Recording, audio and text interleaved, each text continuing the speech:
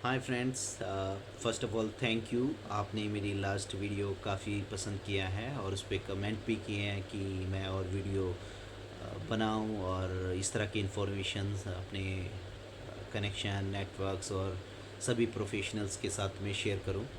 तो जैसा मुझे कमेंट्स और मैसेज के थ्रू कुछ प्रोफेशनल्स ने जानने की कोशिश की है कि वो अपनी प्रोफाइल को कैसे बेहतर बना सकते हैं जिससे उनको एक अच्छी जॉब मिल जाए। तो आज का हमारा पर्टिकुलर जो टॉपिक रहेगा वो रहेगा कि हम अपनी प्रोफाइल में क्या क्या चीज़ें मेंशन करें और क्या क्या चीज़ें हमें मेंशन नहीं करनी चाहिए, और किस तरह के जो कॉमन मिस्टेक्स हम लोग करते हैं उसको कैसे अवॉइड करें।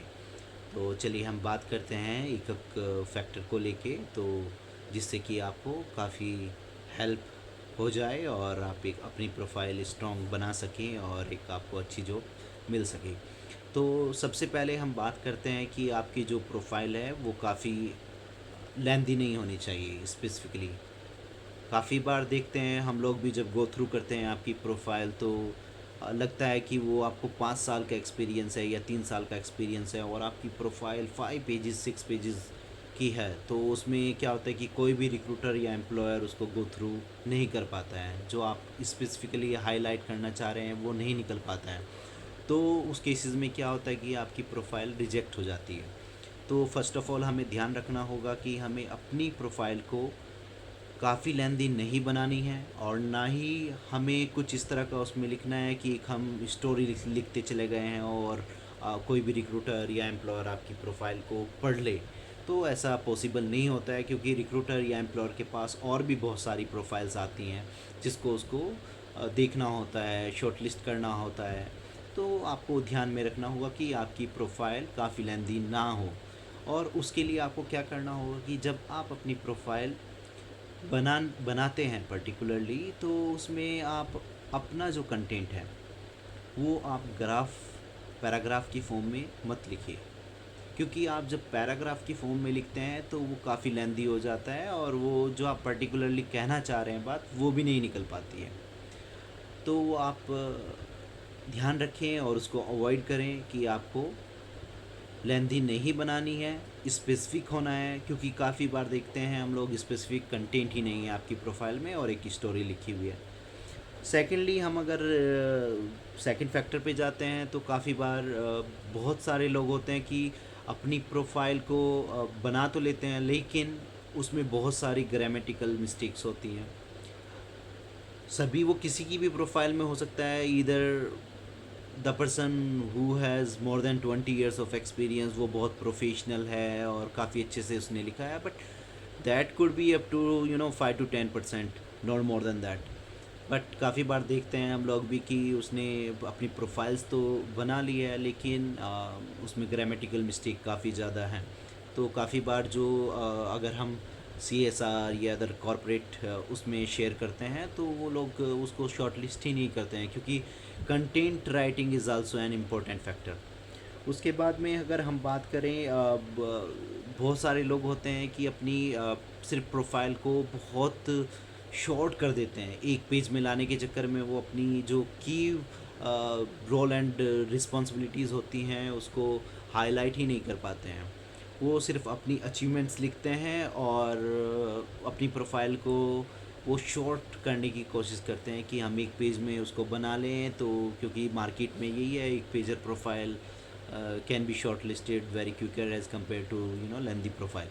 तो ऐसा नहीं होता है दोस्तों, उसमें भी आपको ध्यान रखना होगा कि जब आप अपनी प्रोफाइल को बना रहे हैं कि वो ज़्यादा एक लेंदी नहीं होनी चाहिए और ज़्यादा एक शॉर्ट नहीं होनी चाहिए। तो चलिए हम बात करते हैं कि आपको अपनी प्रोफाइल जब बनाते हैं वो किस तरह से बनानी चाहिए। कुछ लोग क्या करते हैं कि अपनी प्रोफाइल स्टार्ट करते हैं एक समरी से। उस समरी में भी वो अपना एक 10 लाइन का या 15 लाइन का एक पैराग्राफ लिख देते हैं। तो कोई भी रिक्रूटर और एम्प्लॉयर फिर उसको इतना इंटरेस्ट लेके पढ़ता नहीं है और ना ही पढ़ पाता है, क्योंकि अगर ये पैराग्राफ आप अपने पर्टिकुलरली कवर लेटर में लिखेंगे तो that will be great and helpful for you. लेकिन अगर आप प्रोफाइल में एक समरी लिखना चाहते हैं that should not be more than 2 to 3 lines. तो वो आप ध्यान रखिए। अगर लाइक ए प्रोग्राम मैनेजर अपनी एक प्रोफाइल को लिखना चाहता है, I have more than 7 years of experience in program management, liaising with various stakeholders, proposal development, monitoring and evaluation, etc. That is more than enough. आप उसको डिफाइन मत कीजिए कि आप पर्टिकुलरली टास्क बाय टास्क उसी में समरी में लिखना चाह रहे हैं. अगर आपको ज़्यादा ही करना है तो आप वन और टू की अचीवमेंट्स उसमें डाल सकते हैं. नंबर्स में हो सकती है वो कि आपने you have conducted so many trainings in education sector और इन एग्रीकल्चर सेक्टर. वो भी आपको पर्टिकुलरली ध्यान में रखना होगा. जब एक पर्टिकुलर जॉब में आप अप्लाई कर रहे हैं तो उसको आपको मॉडिफाई करना ज़रूरी है. चलिए अब हम आपको बताएंगे कि जब आप किसी भी ऑर्गेनाइजेशन का एक्सपीरियंस मेंशन करते हैं तो उसको किस तरह आपको अपनी प्रोफाइल में लिखना चाहिए. तो सबसे पहले ध्यान रखिए कि जब हम अपना एक्सपीरियंस लिखते हैं अपनी प्रोफाइल में तो स्टार्ट कीजिए कि आप जो करंट रोल है आपका, जहाँ पे आप अभी प्रेजेंट में काम कर रहे हैं, वो आपका फर्स्ट एक्सपीरियंस होना चाहिए. और उसमें भी आप अपना ऑर्गेनाइजेशन का नेम, उसके नीचे डेजिग्नेशन और राइट हैंड साइड में आपका पीरियड होना चाहिए. काफ़ी लोग क्या करते हैं कि वो अपना पूरा डेट ही नहीं लिखते हैं. एटलीस्ट अगर आप ज्वाइनिंग डेट नहीं लिखना चाहते हैं, मंथ उसमें लिखिए कि आप मई 2022 में आपने स्टार्ट किया and you are working till now. Okay. तो बहुत लोग क्या करते हैं कि 2022 टू टिल. तो उससे काफ़ी रिक्रूटर या एम्प्लॉयर कंफ्यूज हो जाते हैं कि आपको जो प्रीवियस एक्सपीरियंस था उसमें भी आपने 2020 से लेके 2022 लिखा है, तो आपने किस मंथ से किस मंथ तक काम किया है पर्टिकुलरली. तो वो एक that is a very important factor actually देखा जाए तो. क्योंकि कोई भी ऑर्गेनाइजेशन या कोई भी एम्प्लॉयर, कोई भी रिक्रूटर सबसे पहले यही देखता है कि आपने कब स्टार्ट किया, कब छोड़ा है. That should be specifically mention in your resume. फिर उसके बाद में जब आप अपने टास्क को डिफ़ाइन करते हैं, अपने टास्क को जब आप डिफ़ाइन कर रहे हैं तो वो एक पैराग्राफ फॉर्म में नहीं होना चाहिए. आप उसको बुलेट पॉइंट्स में लिखिए. बुलेट पॉइंट्स में भी जब लिखते हैं आप, वो एक कंक्रीट होना चाहिए. You should not mention your की अचीवमेंट्स डायरेक्टली. आप अपनी रोल एंड रिस्पॉन्सिबिलिटीज़ को लिखिए और आप 5 to 6 रोल एंड रिस्पॉन्सिबिलिटीज़ लिखने के बाद में फिर आप 1 या 2 अपनी की अचीवमेंट्स लिख सकते हैं. उसके बाद में फिर आप जो आपके प्रीवियस ऑर्गेनाइजेशंस थे उसके भी बारे में इसी तरह हर एक ऑर्गेनाइजेशन में जो भी आपकी मेजर रोल एंड रिस्पॉन्सिबिलिटीज़ थी, एटलीस्ट 4 to 5 आपको मेंशन करनी चाहिए वो, रैदर देन कि आप एक पूरा पैराग्राफ लिखें हर एक ऑर्गेनाइजेशन में और वो आपकी प्रोफाइल इतना लेंथी हो जाए कि उससे पता ही नहीं लगे कि आप कहना क्या चाह रहे हैं. फिर उसके बाद में एक जो कॉमन मिस्टेक है जो बहुत सारे लोग करते हैं कि आप अपना जब प्रोफाइल का स्ट्रक्चरिंग कर रहे हैं तो कहीं पे आप डिफरेंट फ़ॉन्ट को डिफरेंट कलर देते हैं, डिफरेंट साइज़ देते हैं, डिफरेंट स्टाइल देते हैं, तो वो आपका एक स्ट्रक्चर इतना अच्छा नहीं लगता है. और उसमें काफ़ी बार देखा जाता है कि अगर कोई भी एक अच्छा रिक्रूटर है या एम्प्लॉयर है, वो आपका राइटिंग स्किल भी उसमें देखता है. क्योंकि अगर आप एक प्रोफेशनल हैं और आप प्रपोजल राइटिंग पे काम करने जा रहे हैं तो आपको कंटेंट का नॉलेज है कि नहीं है, आपको राइटिंग स्किल्स है कि नहीं है. तो आप जब भी एक अपना उसके लिए प्रोफाइल के लिए स्ट्रक्चर अडॉप्ट कर रहे हैं, एक पर्टिकुलर साइज़ होना चाहिए फ़ॉन्ट का और एक पर्टिकुलर स्टाइल होना चाहिए, तो उसी के अकॉर्डिंग आपको प्रोसीड करना चाहिए. उसके बाद में आप जब भी कोई अपने टास्क लिखते हैं उसमें that should not be like in action point, I was responsible of that. अगर आप ही पूरा प्रोग्राम के लिए रिस्पॉन्सिबल थे तो भाई बाकी टीम क्या कर रही थी, राइट? तो वो चीज़ें भी आपको नहीं, आप उसको ऐसे लिखिए कि अदर लोगों का भी इन्वॉल्वमेंट लगना चाहिए कि हाँ, अदर टीम मेंबर के साथ में आपने मिलके ये पर्टिकुलर अचीवमेंट्स लेके आए हैं, न कि आप ही केवल इंडिविजुअल एक पर्टिकुलर ऑर्गेनाइजेशन में काम कर रहे हैं और आप ही पूरा एकदम कि आप ही रिस्पॉन्सिबल हैं, आप ही की वजह से ऑर्गेनाइजेशन चल रहा है. ऐसा भी नहीं होना चाहिए. तो ये सब चीज़ें आपको ध्यान में रखनी होगी दोस्तों. तो अपनी आप जब भी प्रोफाइल्स बनाएं तो आप एक शॉर्ट समरी लिखें, उसके बाद में आप अपना ऑर्गेनाइजेशन का जो करंट ऑर्गेनाइजेशन है उसका नेम, डिजिग्नेशन और उसमें पीरियड ज़रूर लिखें। उसके बाद में बुलेट पॉइंट में आप अपना रोल एंड रिस्पॉन्सिबिलिटीज़ लिखें, 1 और 2 की अचीवमेंट्स आप लिख सकते हैं। तो ये आपको सभी ऑर्गेनाइजेशन के एक्सपीरियंस में लिखना है।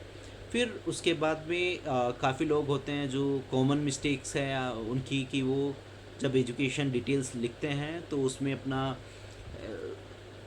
एजुकेशन डिग्री लिख देते हैं, एमबीए, यूनिवर्सिटी का नाम लिख दिया, लेकिन उन्होंने स्पेशलाइजेशन नहीं लिखा है और पासिंग ईयर नहीं लिखा है।